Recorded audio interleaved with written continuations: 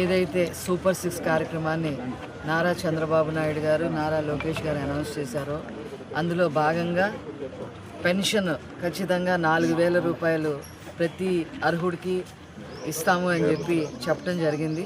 ఇచ్చిన మాట ప్రకారం మరి ఇప్పుడు రాష్ట్రంలో 64 లక్షల మందికి పైగా 4,000 పెన్షన్ అందుతూ ఉంది.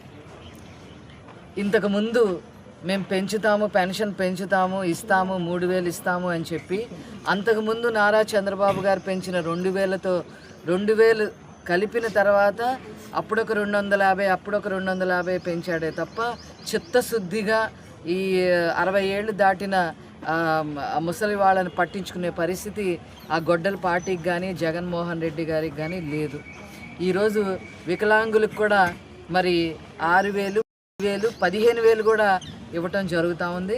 ఈ పెన్షన్ 4,000 ఇవ్వటం జరుగుతూ ఉంది. ప్రజలందరూ చాలా ఆనందంగా ఉన్నారు.